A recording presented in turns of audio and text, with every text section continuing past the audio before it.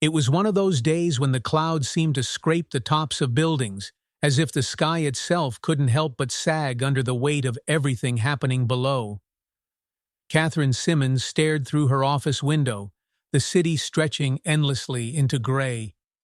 From up here, on the 20th floor of the Preston Co. headquarters, she could watch the world without being part of it. Her reflection stared back at her, a woman in her late 30s, sharp-suited, auburn hair pinned meticulously, the faint creases around her eyes suggesting too many sleepless nights spent chasing deadlines. A perfect cog in a perfect corporate machine. She didn't think of herself as cruel or even particularly unkind, just practical. Efficiency above sentimentality, rules above chaos. That's what had brought her this far. But today, as she absent-mindedly watched the first specks of rain dot the glass, something gnawed at her, a strange unease, like the hum of an engine that shouldn't be running.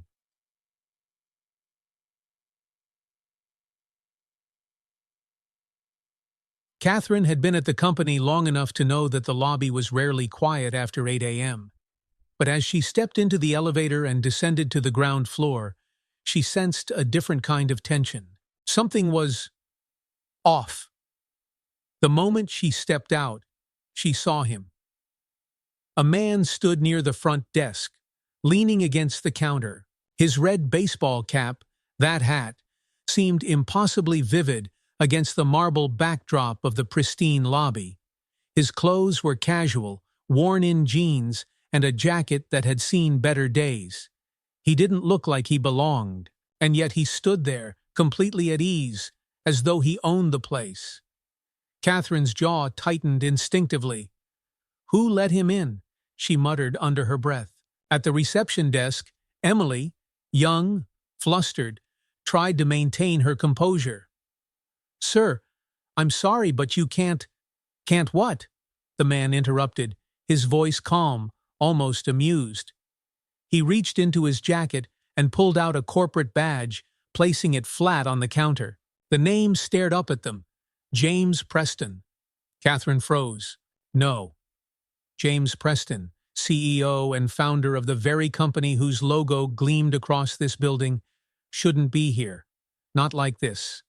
This was a man who only appeared in quarterly shareholder meetings, his face projected onto screens, his speeches clipped and efficient.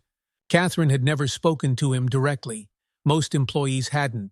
He was a presence more than a person. But here he was, unannounced, unfiltered, wearing that hat. EU cohortes. Catherine felt herself moving forward before she even registered what she was doing. Emily looked at her gratefully, like someone passing off a bomb about to detonate. "Sir," Catherine said, her voice crisp as heels on tile. "Is there a problem?" James turned to her, his expression unreadable. Up close, he didn't look like a billionaire or a corporate kingpin. There were lines around his eyes, more than in the photos, and an easy confidence that didn't need suits or ceremony to exist. "Not at all," he replied.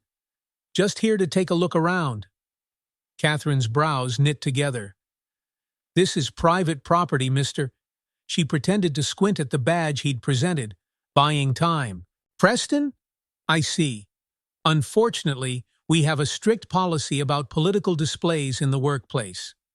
James's expression didn't change. If he was surprised, he hid it well. "Political displays?" "The hat," Catherine said, carefully neutral. "We're a diverse, inclusive company. Symbols like that can be divisive." The hat, the bright red of it almost burned in her vision, dredging up feelings she'd buried long ago.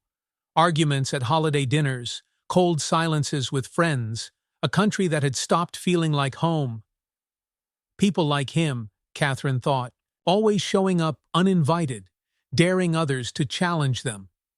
James studied her quietly for a moment, and for the first time, Catherine saw something behind his eyes. Disappointment. "I see," he said finally, his voice soft. "Rules are rules." But before she could respond, he turned and headed toward the door. No protest. No argument. Just a calm retreat.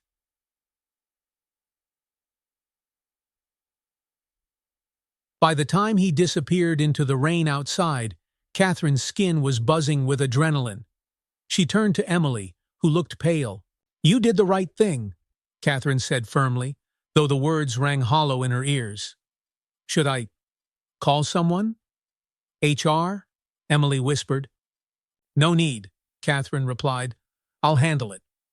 Her phone vibrated. A text from her supervisor, Mark Reynolds. "Mark, was that really James Preston? What happened?" She stared at the message for a long moment, her chest tightening. "I don't know." That evening, as Catherine sat alone in her apartment, the day refused to let her go. She paced the narrow kitchen, the glow of the city outside pulsing like a heartbeat.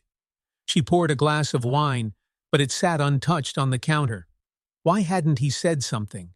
Why hadn't he fought back, clarified who he was? The ease with which he'd left unsettled her. People like James Preston didn't just walk away. She pulled out her laptop, logged into the company portal, and checked her emails. Nothing unusual, until she noticed a system message she'd never seen before. "Access denied confused." She tried again. "Access denied. Your session has been restricted. Please contact HR." Her heart dropped. What? The quiet hum of her apartment suddenly felt deafening. Across the city, James Preston sat in a small diner, his red cap placed on the seat beside him. Rain drummed against the windows, turning the neon glow of the street into a blur of colors. "Long day?" the waitress asked, setting down a cup of coffee. James smiled faintly. "You could say that."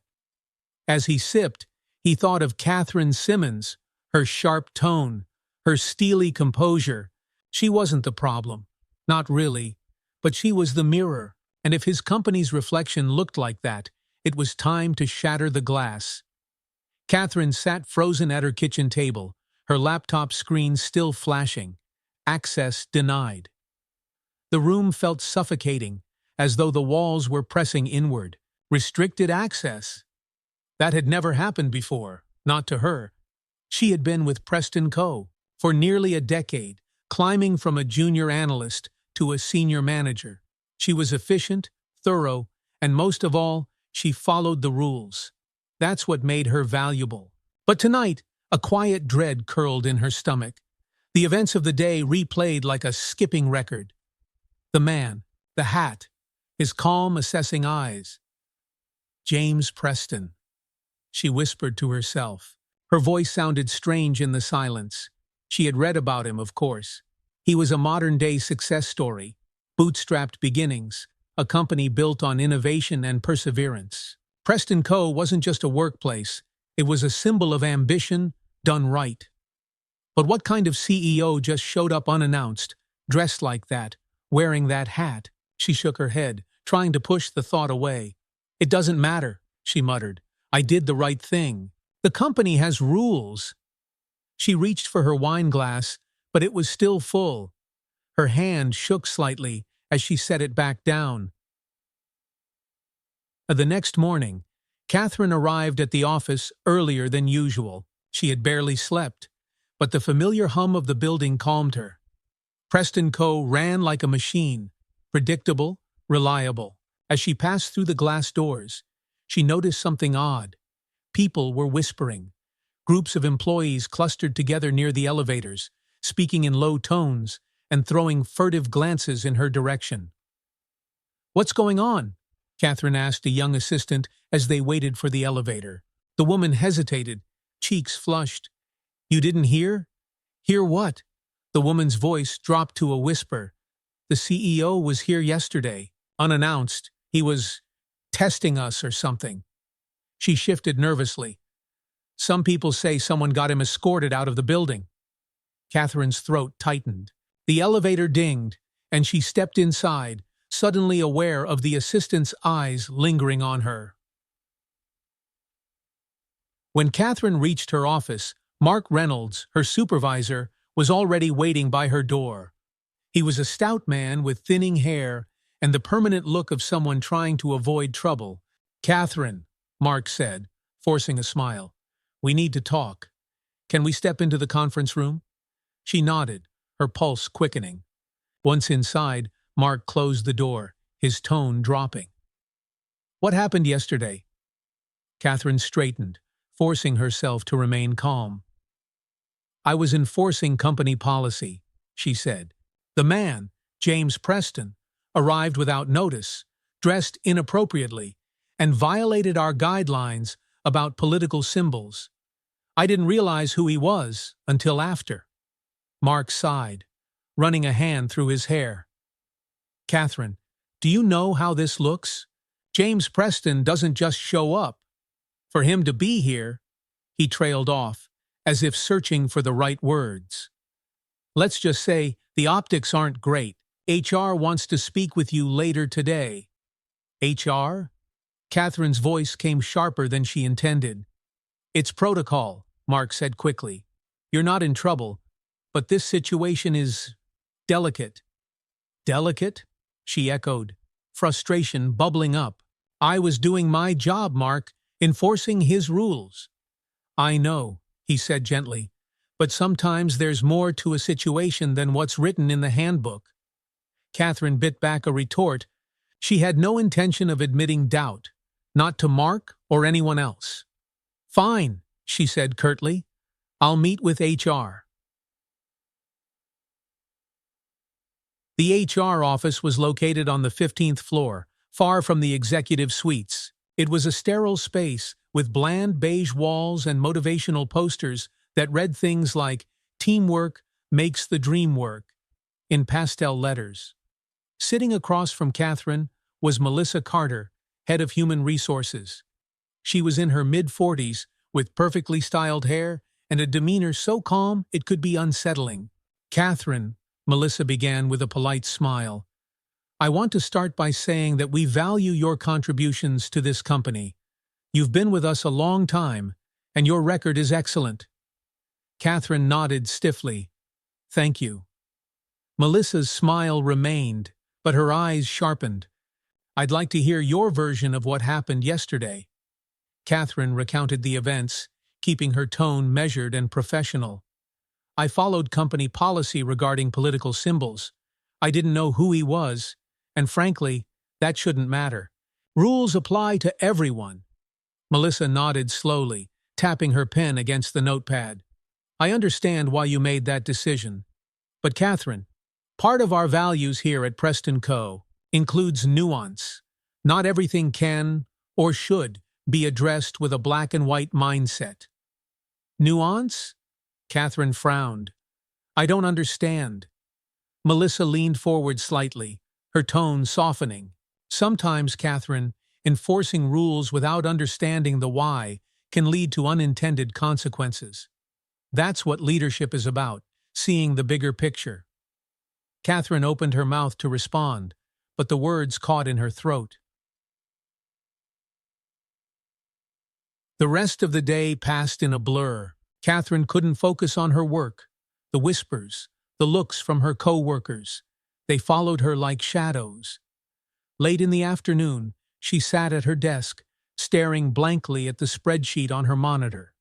A soft knock at the door broke her trance. It was Emily, the receptionist. She held a small, crumpled piece of paper in her hand. "Hi, Catherine," Emily said nervously. I thought you should see this." Catherine frowned, taking the note. The handwriting was neat, but hurried. "Sometimes the hardest mirror to face is the one that shows us who we are. JP." Her heart skipped a beat. "Who gave you this?" Catherine asked sharply. Emily shrugged. "A courier dropped it off. No return address." Catherine stared at the note, her mind racing. James Preston. Why would he send this to her? What did he mean? The words hung heavy in her hands, as if they carried a weight she wasn't ready to hold. That evening, as Catherine stepped out of the office building, the rain had returned, cold and steady. She clutched her coat tighter around her shoulders and walked briskly toward the subway station. Halfway there, she noticed someone sitting against the wall of a closed storefront. It was a homeless man, his threadbare jacket soaked through, his hands trembling as he held out a paper cup. Catherine walked past him, barely sparing a glance. "It's not my problem," she thought, but then she stopped. The note burned in her pocket, its words echoing in her mind. "Sometimes the hardest mirror to face." Slowly, she turned back. The man looked up as she approached, his eyes tired but grateful. Catherine hesitated before pulling out a $20 bill and dropping it into his cup. "Thank you, ma'am," he murmured. As she walked away, something inside her shifted. A crack in the glass, small but undeniable. She didn't know it yet, but this was the beginning of a change she couldn't stop. Catherine woke the next morning to the soft hum of rain against her window, the steady rhythm seeping into her thoughts like a quiet knocking on a locked door. The note James Preston had sent lay on her nightstand, its words still etched in her mind. "Sometimes the hardest mirror to face is the one that shows us who we are." She'd read it over and over the night before, trying to parse its meaning. Was it a reprimand, a challenge, or something deeper? Why me? She wondered, sitting on the edge of her bed. Why had he focused on her when he could have ignored the entire situation? Something about the words unnerved her, because for the first time, they made her wonder if the version of herself she believed in was as flawless as she liked to think. The weight of whispers. The office felt different the moment she stepped inside. Whispers followed her through the lobby like smoke, curling and clinging to her skin. The elevator ride up to the 20th floor felt suffocating, the silence heavier than usual. By the time she reached her desk, her inbox was overflowing, and a meeting notification blinked insistently on her screen. Meeting request, 11 a.m. with Mark Reynolds, Melissa Carter, and executive leadership. Her stomach dropped. The last time Catherine had been summoned to a meeting involving senior leadership, it had been for a high-profile client mishap. But this wasn't the same. She hadn't broken any rules. She enforced them. Still, the unease coiled tighter in her chest. The conference room. At precisely 11 a.m., Catherine walked into the glass-walled conference room. Melissa Carter from HR sat at the far end of the table, alongside Mark Reynolds. A third person, someone she'd only ever seen in executive newsletters, was also present. Paula Hudson, Senior VP of Operations. Catherine's pulse quickened. "Good morning, Catherine," Melissa began, her voice polite but cool. Catherine sat down, back straight. "Good morning?" Mark avoided her eyes. Melissa folded her hands on the table. "We're here to discuss the events of 2 days ago." Catherine resisted the urge to sigh.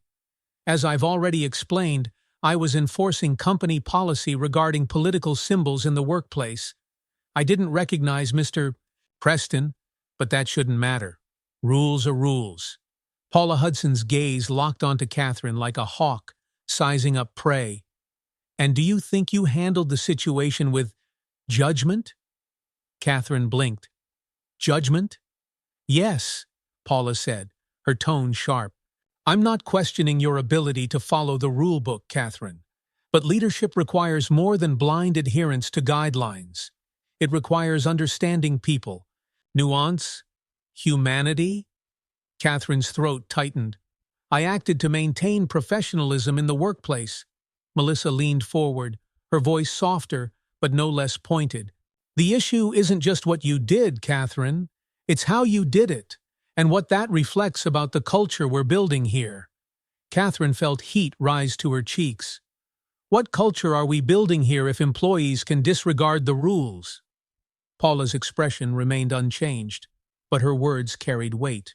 "The culture where our employees feel seen, respected, and understood. All of them, including strangers in red hats." The words hit harder than Catherine expected. Melissa slid a folder across the table.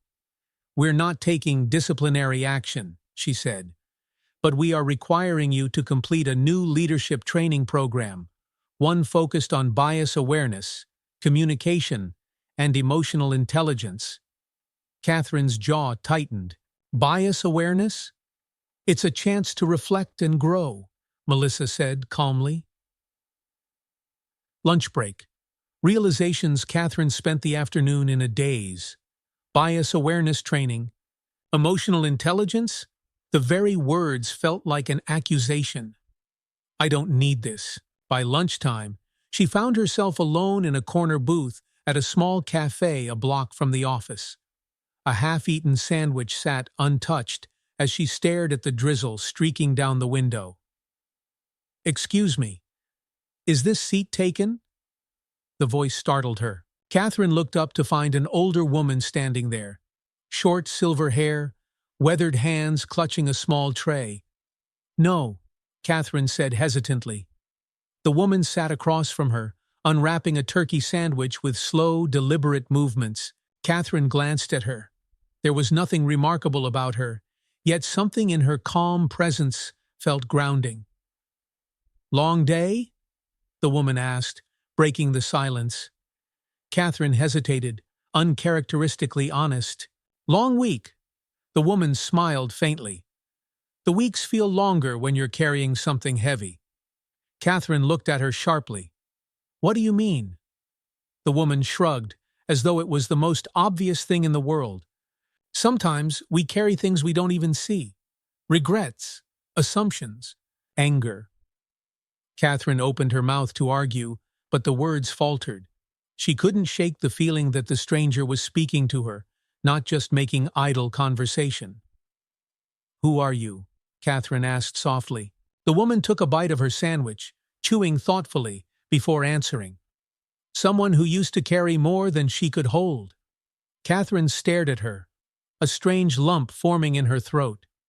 "Whatever it is," the woman said gently, "you can put it down." The mirror. That evening, back at her apartment, Catherine stood in front of her full-length mirror, the apartment dark except for the faint glow of the city outside. She studied herself. The perfect suit, the sharp lines of her shoulders, the carefully controlled expression. But for the first time, she felt as though she was looking at someone else. Sometimes the hardest mirror to face is the one that shows us who we are. The note sat on her dresser, and for the first time, she allowed herself to feel what it stirred. She thought of James Preston standing calmly in the lobby, unwelcome but unshaken. She thought of the homeless man in the rain and the woman in the cafe who had seen through her walls without even knowing her name. Catherine had spent her life building rules, holding herself to standards so rigid they left no room for questions, no room for understanding. But what if she'd been wrong? The thought terrified her, because it meant everything she'd built could shatter, and maybe it already had. The following Monday, Catherine sat in an unfamiliar room on the 10th floor of Preston Carpenter headquarters. Unlike the sterile, sleek conference rooms she was used to, this one had a softer, almost homey feel.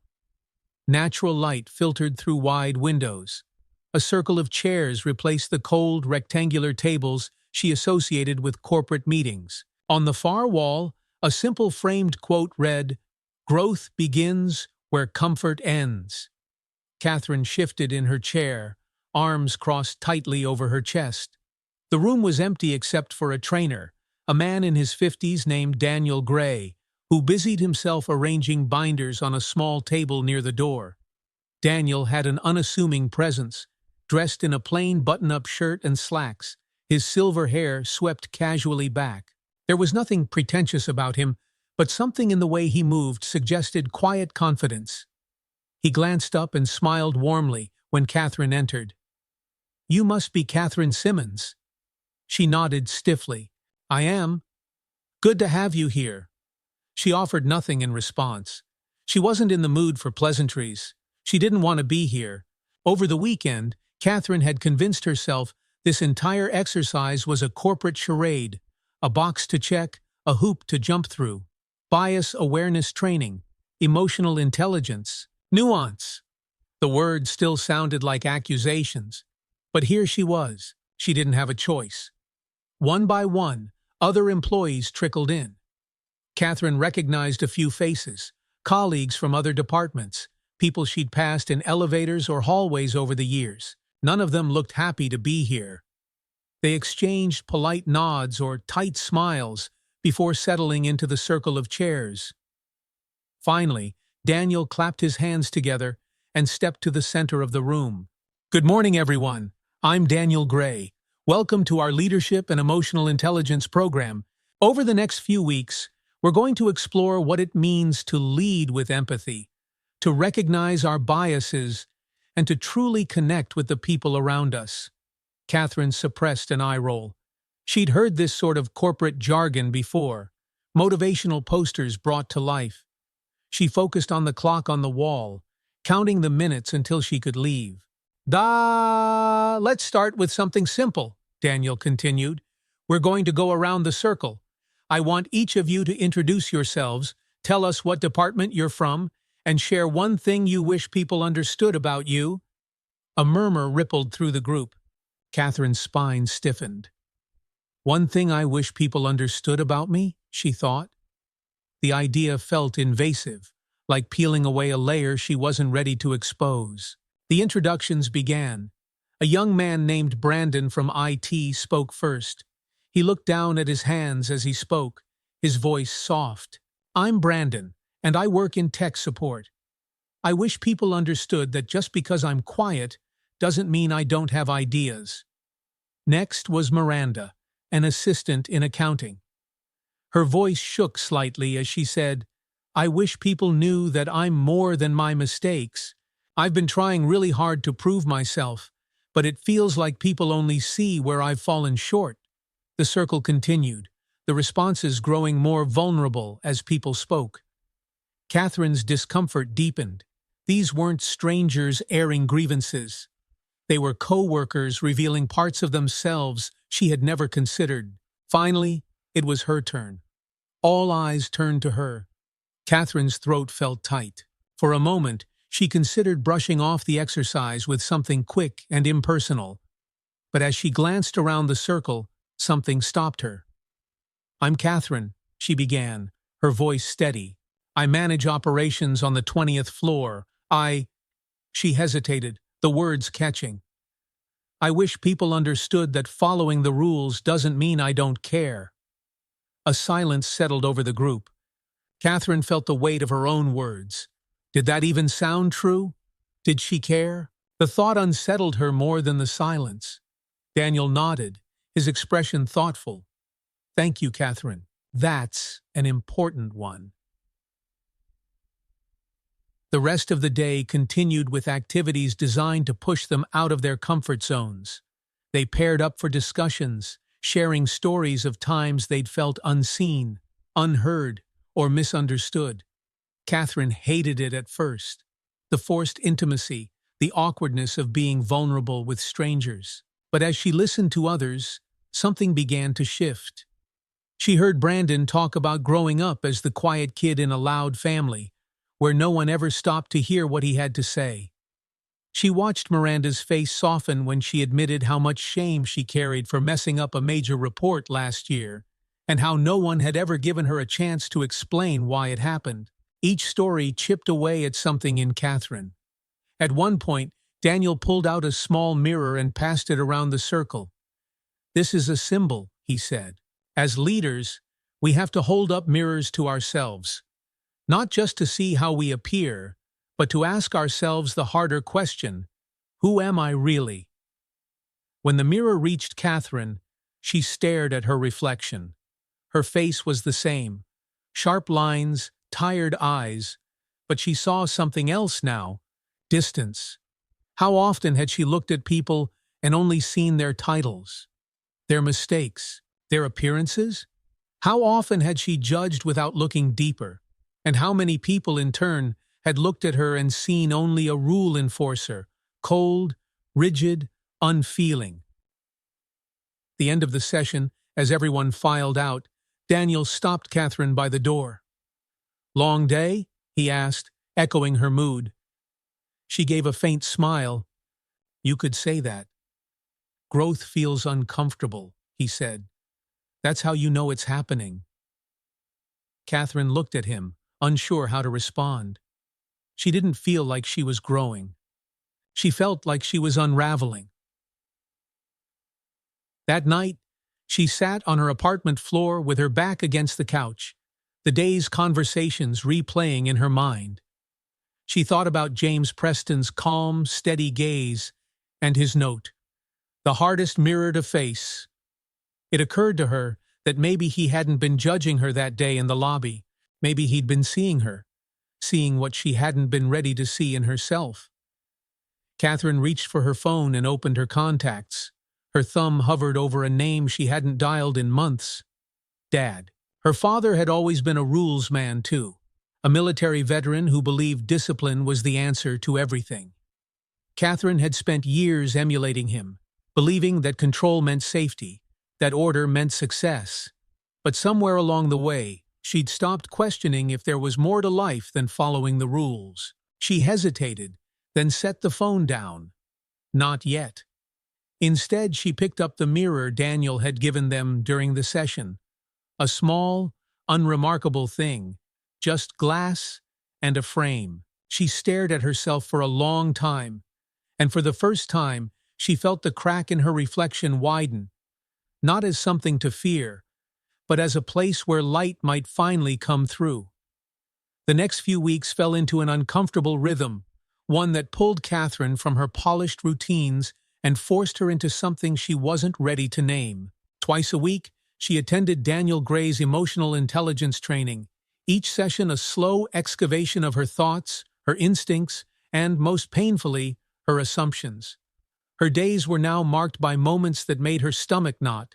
When Brandon from IT smiled shyly at her in the hall, when Miranda waved hesitantly, and Catherine realized for the first time that she had never bothered to learn their names before the training.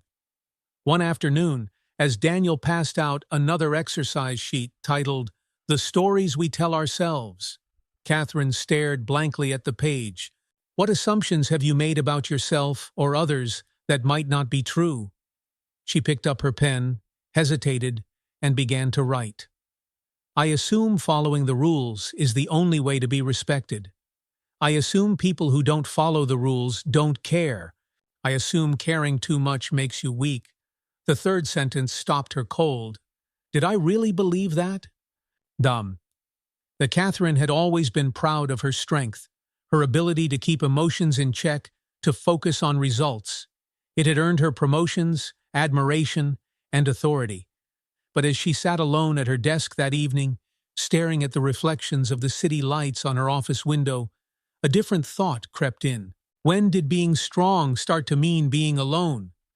Her fingers hovered over her phone. Again, her father's name appeared on the screen. Dad. She didn't call. She hadn't spoken to him in nearly a year. Just a brief, stiff exchange at Christmas.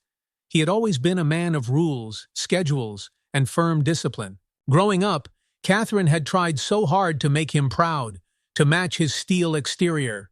And when her mother died, that distance solidified into something Catherine couldn't bridge. The following day, Daniel introduced a new exercise, the empathy walk. We'll be pairing off, he said. But there's a catch. You're going to share a personal story, a time you felt misunderstood or unseen, and your partner will retell that story back to you, as though they lived it. Catherine's jaw tightened. This felt pointless and far too vulnerable. Yet when the group split into pairs, she found herself sitting across from Brandon, the quiet young man from IT. He gave her an awkward smile. Hi. Hi, Catherine replied, already feeling her defenses rising. Do you want to start? Brandon shrugged. Sure. He fidgeted with his hands before speaking. In middle school, I used to stutter really badly. I hated talking in front of people. Everyone assumed I was stupid, or that I didn't have anything to say. Teachers would skip over me during class discussions. Even my friends would finish my sentences just so I'd stop trying. Catherine listened quietly, surprised by how steady Brandon's voice remained, even as he spoke about something so personal. When I got older, Brandon continued, I learned how to stop stuttering. But people still look past me, you know. It's like they decided who I was a long time ago, and they never looked again. He paused. Okay, your turn. Catherine swallowed, her throat dry. Sharing had never come naturally to her, but something about Brandon's openness felt like a small gift, one she needed to repay. I grew up with a father who believed rules were everything, Catherine began. Her voice felt unfamiliar, like it belonged to someone else. He was in the military, and he raised me to be strong. Discipline, control, order. That's how he showed love. When my mom died, he didn't fall apart. He just got quieter. I learned pretty quickly that emotions weren't allowed. If you cried, you were weak. If you questioned something, you were difficult. She paused, staring at her hands. I thought if I followed the rules, if I kept everything together, I'd be safe. I'd be enough. Brandon didn't say anything right away. He just nodded, his gaze soft and unjudging. Then, quietly, he retold her story, as though it were his own. I grew up with a dad who believed rules were everything. Hearing her life reflected back to her, stripped of the armor she usually carried, made something tighten in her chest. When Brandon finished, she felt a strange mix of relief and sadness, like a knot beginning to loosen. Thank you, she said softly. Brandon smiled. You too. The exercise stayed with Catherine as she left the building that evening. For the first time in years, she felt exposed, but not in the way that made her skin crawl. It felt lighter, as if sharing those pieces of herself had let some of the weight go. Walking through the rain-dampened streets, she passed the same alley she'd noticed weeks before. The homeless man who'd sat there before was there again, his frail body hunched against the cold, a paper cup resting by his side. This time, Catherine didn't hesitate. She approached him slowly, the man looking up with dull, cautious eyes. Hi, she said softly, kneeling down beside him. What's your name? He blinked, surprised. Tony. Hi, Tony, Catherine said, pulling a $20 bill from her wallet. She placed it gently in his cup, but instead of leaving, she stayed. Can I get you something? Coffee? Food? Tony looked at her for a long moment before nodding. Coffee would be nice, something warm. Catherine smiled faintly. I'll be right back. She walked to the corner coffee shop and returned minutes later with a steaming cup of coffee and a sandwich. As she handed it to him, his cracked lips quirked into the faintest smile. Thank you, ma'am, he murmured, his voice rough. It's Catherine, she said. Tony looked up, meeting her gaze. Not many people stop, Catherine. His words stayed with her as she walked home. For years, she'd prided herself on following the rules, on being strong. But strength without kindness had built nothing but walls. Walls that kept her distant from people like Tony, from Brandon, from her father, even from herself. She thought of her father again that night, as she sat at the kitchen table, staring at the name on her phone screen. She realized she didn't need to have all the answers before making the first move. Before she could stop herself, she pressed call. The line rang once, twice, then clicked. Hello? Her father's voice was gruff, uncertain. Catherine froze for half a second. Hi, Dad, she said, her voice softer than she expected. It's me. There was a beat of silence on the other end. Then, something shifted in his tone. Catherine, it's good to hear your voice. And for the first time in a long time, Catherine believed it. The air in Catherine's apartment felt clearer the next morning, as though some invisible fog had lifted overnight. Her conversation with her father had been brief, awkward in its pauses and hesitant in its warmth, but it had cracked open a door that she'd believed would always remain shut. "Let's talk again soon," he'd said before hanging up. The words repeated in her mind as she slipped on her coat, a strange mix of hope and sadness tugging at her. Talk again soon. She'd spent so much of her life waiting for someone else to make the first move, to soften the edges. But maybe reconciliation wasn't about waiting.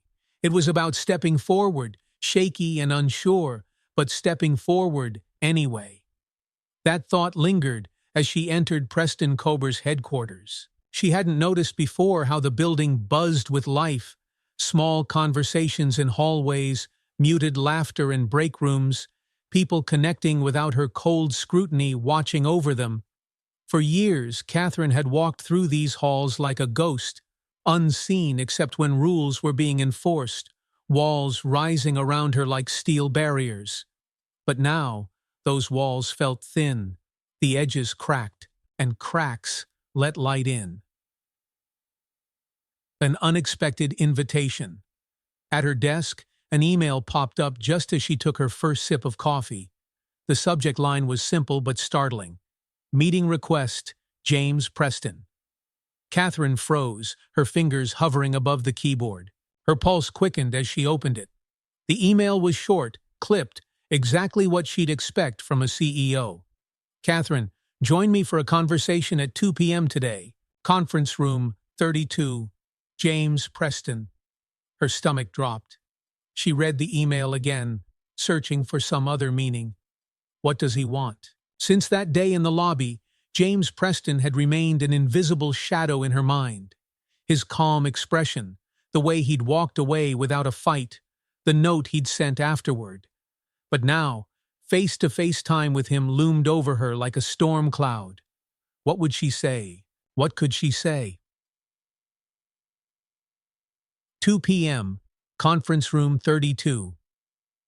The room was smaller than Catherine expected, quiet, tucked away in the executive suite where the view stretched far beyond the city skyline. James Preston stood by the window, hands in his pockets, looking out as though lost in thought. The red hat was gone, of course. Today he wore a sharp but understated navy suit, no tie. His presence was calm, composed, so different from what Catherine had imagined before meeting him. "Ms. Simmons," he said, turning to face her with a small smile. "Thank you for joining me." Catherine nodded stiffly. "Of course. Sit, please." She took a seat across the small, polished table. Her heart hammered against her ribs, but she forced herself to meet his gaze. James didn't look angry. If anything, his expression was thoughtful, even kind, like a professor considering a difficult question. He sat down and studied her for a moment before speaking. "You've had quite a month," he began. Catherine's cheeks flushed slightly. "I suppose I have." "I've been keeping track," he said simply. "Your sessions with Daniel Gray, your work on emotional intelligence, the conversations you've been having." "You tracked that?" Catherine asked, more surprised than indignant. James smiled faintly. "I make it my business to know how my people are doing, especially when they're willing to grow." Catherine blinked, unsure how to respond. She had assumed James had forgotten about her after their last encounter. Now, she realized he had been watching, not as a critic, but as someone waiting to see what she would do with the lesson he had given her. He folded his hands on the table. "Tell me something, Catherine. What have you learned?" She hesitated, her mind searching for the perfect, polished answer. But none came. Finally, she exhaled. "I learned that I've spent years building walls without realizing it. I thought following the rules made me strong, that if I kept everything in order, I couldn't fail. But that's not strength, is it?" James tilted his head, listening intently. "It's not just rules that hold people together," Catherine continued, her voice softening. "It's trust, understanding, seeing people, not just their mistakes. And I've been so focused on being right that I didn't see who I was pushing away." She fell silent, suddenly aware of how much she had admitted. Her words hung in the air between them, exposed and raw. James studied her for a long moment, And then he nodded. That's a hard lesson to learn. It is, she agreed quietly. James leaned back in his chair, his expression thoughtful. Do you know why I wore that hat? Catherine shook her head, curiosity finally breaking through her discomfort. It wasn't about politics, James said. It was about perception. I wanted to see how people reacted, not to me, but to an idea they'd already decided on. That hat is a test. It's a shortcut to judgment, isn't it? Catherine swallowed hard. She remembered her immediate reaction that day, the assumptions she'd made about who James was based solely on that one detail. We're all guilty of it, James continued, myself included, but as leaders, we have to be better than our instincts. We have to pause before we judge, to ask ourselves, what am I not seeing? Catherine nodded slowly, the words sinking in. James smiled faintly. You failed that test, Catherine. Her stomach clenched. But, he added, you're learning, and that's what matters most. The knot in her chest loosened slightly. Dum. A step forward. As the meeting ended, Catherine lingered near the door, turning back to face James. Why me? She asked quietly. James raised an eyebrow. What do you mean? Why did you test me? Why not someone else? James considered her for a moment before answering. Because I saw something in you, a spark that could light the way for others. You have the strength to lead, Catherine, but leadership isn't about rules. It's about people. His words settled into her, deep and heavy. Keep going, James said softly. You're on the right path. That evening, Catherine stood at her kitchen window, watching the city lights blur into streaks of gold and silver. For the first time in years, she felt something unfamiliar but welcome: hope. She didn't have all the answers yet. Her relationships, her father, her colleagues, even herself, were still works in progress. But now, she saw the cracks in the walls she'd built not as weaknesses, but as opportunities. Her phone buzzed, pulling her from her thoughts. It was a text from Brandon. Thank you for listening the other day. It meant a lot. If you ever need to talk, I'm here too. Catherine smiled faintly, her fingers hovering over the screen before she replied. Thank you, Brandon. I'll remember that. As she set the phone down, she glanced at the small mirror Daniel had given her during training. She picked it up, looking at her reflection. For the first time, she didn't see only the rules or the armor. She saw a woman ready to change. The rain fell steadily against the glass as Catherine sat in her office, the familiar hum of the city outside soothing her. A mug of lukewarm coffee sat untouched on her desk, and for once, the stack of reports beside her seemed less pressing than the thoughts swirling in her mind. A small photo frame had appeared on her desk that morning, something she'd pulled from a forgotten drawer in her apartment. The picture was of her and her father, taken when she was 12. He stood tall in his military uniform, hand resting firmly on her shoulder as she grinned at the camera, gangly and awkward, but full of life. It had been years since she'd allowed herself to look at it. The conversation they'd shared a few days earlier still echoed in her head. It's good to hear your voice, Catherine. The words had been hesitant but sincere, so different from the man who had always led with commands rather than affection. She turned the frame over, her fingers brushing against the smooth glass. What if things could be different? That morning's leadership session had been particularly difficult. Daniel had introduced another concept, the boundary bridge, how to balance vulnerability and authority, strength and kindness. Leadership isn't about giving all of yourself away, Daniel had said, looking around the room. It's about knowing where to draw the line, about being strong enough to care, but wise enough to protect your energy. Boundaries aren't walls, they're bridges. The words stayed with Catherine as she headed back to her desk. What were her boundaries, she wondered. For years, she'd hidden behind walls, mistaking them for strength. But vulnerability didn't mean weakness, and control didn't always mean leadership. Her inbox pinged, snapping her back to the present. A new email appeared. Subject: Mentorship Opportunity from James Preston. She straightened, pulse quickening as she opened it. Catherine, I'd like you to consider joining our Bridge initiative as a mentor. It's time we started building connections between leadership and employees, and I think you're ready to be part of that change. Let's discuss tomorrow. Let me know your thoughts. James Preston.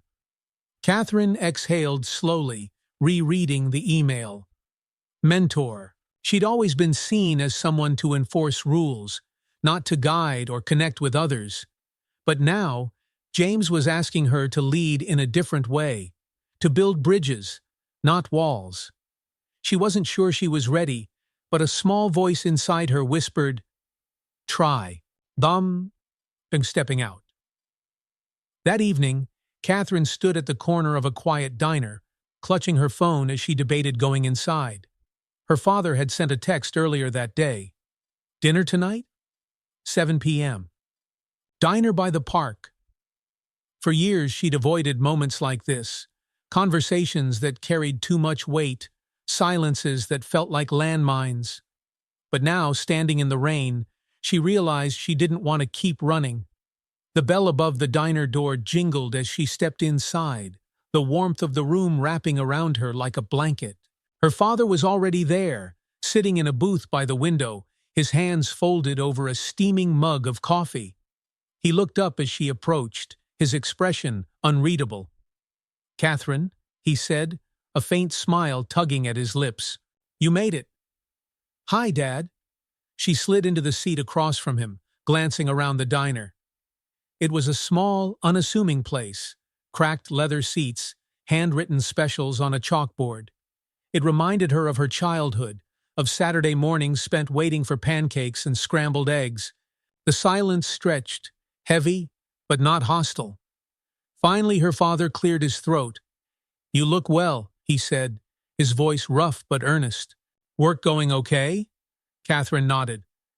"It's changing." "Changing?" She hesitated, searching for the right words. "I've been learning about myself, about other people." Her father studied her for a long moment. "That's good," he said finally. "The learning never really stops, you know. You just have to be willing to face it." Catherine looked at him, startled. For years, she'd assumed her father was rigid, unbending, unwilling to reflect or soften. But now, she saw the lines on his face, the quiet sadness in his eyes. Maybe he'd been carrying regrets too. "Why didn't we talk sooner?" she asked softly. Her father sighed, staring into his coffee as though searching for answers in its depths. "I thought keeping things in order was the best I could do after your mom." He trailed off, the words catching in his throat. "I didn't know how to be anything else." The vulnerability in his voice hit her like a punch to the chest. He'd been trying, just like me. "I thought if I was strong, you'd be okay," he continued. "But maybe I taught you the wrong kind of strength." Catherine swallowed hard. Maybe we both needed to learn a different kind of strength. Her father looked up, his gaze meeting hers. For the first time in years, there was no distance in his eyes, no quiet judgment, no unspoken expectations. Just understanding. The waitress appeared, breaking the moment. "Anything to drink?" Catherine smiled faintly. "Coffee's fine." Her father smiled too. It was small, barely there, but it was real. Bridges at work. The next morning, Catherine sat in James Preston's office. The view from the 30th floor was breathtaking, the city sprawling below them, the early morning sunlight washing the skyline in gold. James sat across from her, his hands resting casually on the edge of his desk. "What do you think about the mentorship program?" he asked. Catherine exhaled, trying to quiet the voice of doubt in her head. "I want to try."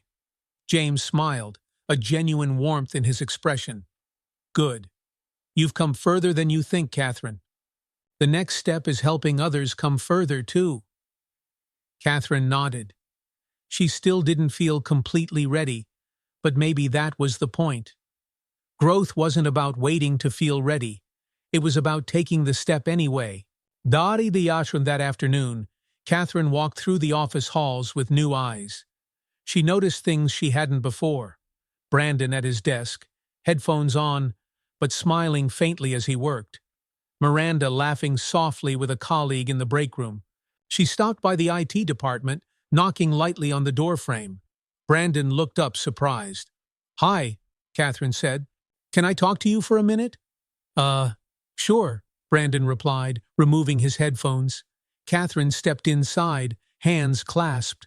"I wanted to say thank you for listening during the training session and for sharing your story. I learned a lot from it." Brandon blinked, clearly taken aback. "Oh, you're welcome. I'm starting a mentorship program," she continued. "I'd like to work with people like you, people with ideas who deserve to be heard." Brandon's face lit up, and for the first time, Catherine felt the walls she'd built truly begin to fall. "Yeah," Brandon said, his voice steady. "I'd like that." That evening, as Catherine left the building, she felt lighter than she had in years. The cracks in her armor were no longer something to fear. They were where connection happened, where growth began. Her phone buzzed with a new text. "Dad. Proud of you, kid. Let's do dinner again soon." Catherine smiled as she slipped the phone back into her coat pocket. For the first time, the path ahead didn't feel rigid or lonely. It felt open, like a bridge waiting to be crossed. The sky over the city was painted in hues of pink and gold as the morning sun rose, a perfect kind of quiet before the day began. Catherine sat in her corner office, staring at the small mentorship packet in front of her. The Bridge Initiative was printed across the front in clean, bold letters, accompanied by the company's logo. A week ago, James Preston had asked her to take part as a mentor.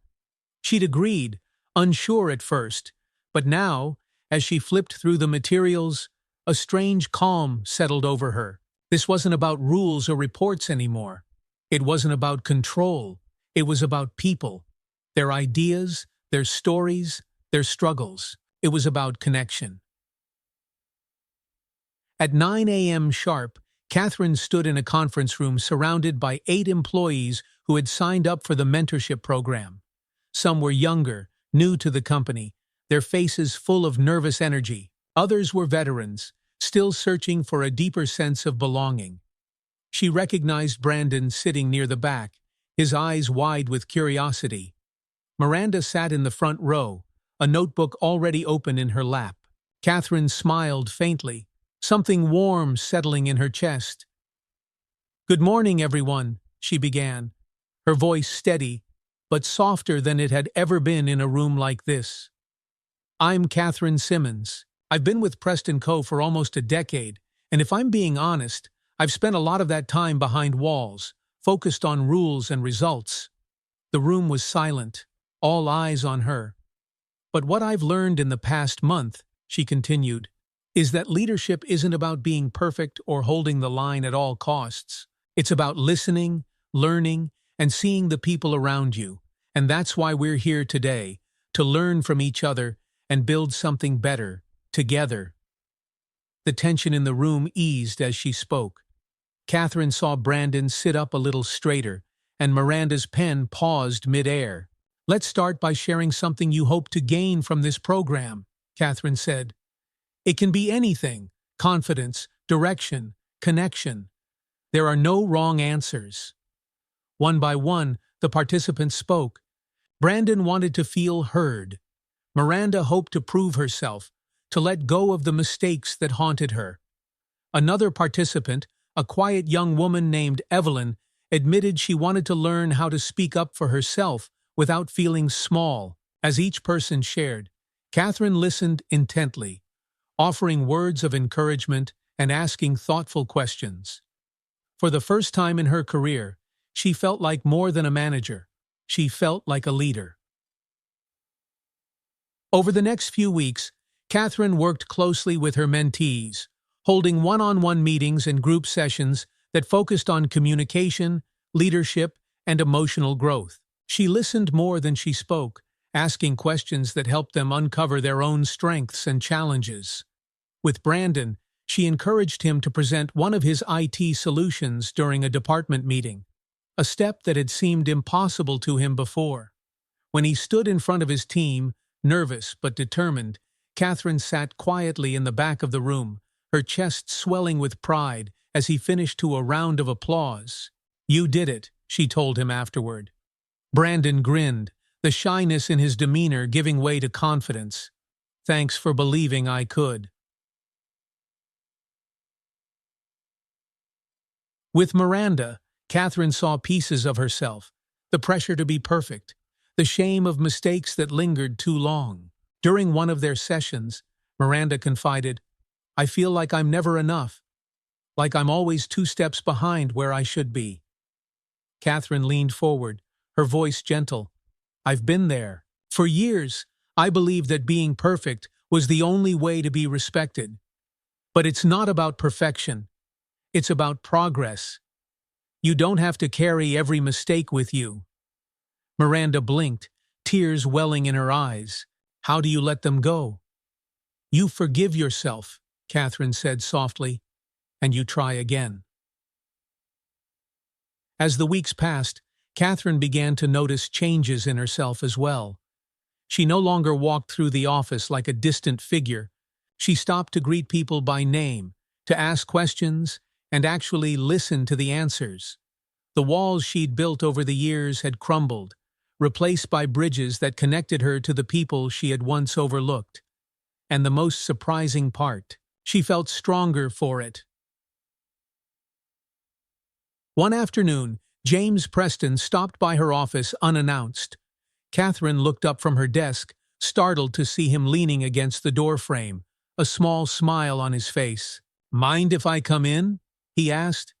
"Of course," she replied, gesturing to the chair opposite her. James sat down, studying her for a moment before speaking. "I've been hearing good things about the Bridge Initiative." Catherine allowed herself a small smile. "It's been rewarding, more than I expected." "You're making an impact, Catherine," James said. "Not just with your mentees, but with the people watching you. You've changed the way they see leadership." Catherine looked down, her fingers tracing the edge of her notebook. "I still have a lot to learn." "We all do," James replied. "But you've taken the first step, and that's what matters most." He paused, his gaze softening. "You know, the hardest part of leadership isn't building systems or enforcing rules. It's holding up a mirror to yourself and asking, 'Who do I want to be?'" Catherine met his gaze, the truth of his words settling deep within her. "Thank you," she said quietly. "For what?" "For pushing me to see that," James smiled. "You did the hard part. You chose to change." And that evening, as Catherine left the office, she passed Tony, the homeless man who often sat near the building. His presence had once been easy to ignore, just another face in the crowd. But now, she saw him. "Tony," she said, kneeling down beside him. He looked up, surprised. "Evening, Catherine." She handed him a thermos of coffee and a sandwich she'd picked up from the cafe. "How are you doing?" Tony smiled faintly. "Better now." Catherine hesitated, then asked softly, "Is there anyone you'd like me to call? Family, maybe?" Tony's eyes widened briefly before he shook his head. "Not yet," he said, "but maybe one day." Catherine nodded. "I'll be here when you're ready." As she walked away, she realized how much those words meant, not just to him, but to herself. Not yet, but maybe one day. That night, Catherine called her father again. Their conversation was longer this time, filled with stories and laughter that bridged the years of silence between them. When she hung up, she felt a warmth she hadn't known in years, a connection that was still fragile, but real. She picked up the mirror Daniel had given her on the first day of training, holding it up to her face. This time, when she looked at her reflection, she didn't just see the woman she used to be, rigid, distant, afraid of letting anyone in. She saw someone who was still learning, still growing, someone strong enough to break down walls and build bridges in their place. And for the first time, Catherine smiled at herself. Epilogue: Building the Future. Months later, the Bridge Initiative had expanded into a company-wide program. Catherine stood at the front of a large room, speaking to a group of new mentors. "Leadership is about more than rules and results," she said, her voice clear and steady. "It's about people. It's about listening, learning, and growing together. And it starts with us." Brandon sat in the back, now a mentor himself, beaming with quiet pride. Miranda was at Catherine's side, helping organize materials and answering questions. As Catherine looked out at the room, she realized that the bridge she'd started to build hadn't just changed her, it had changed all of them. And the work was just beginning.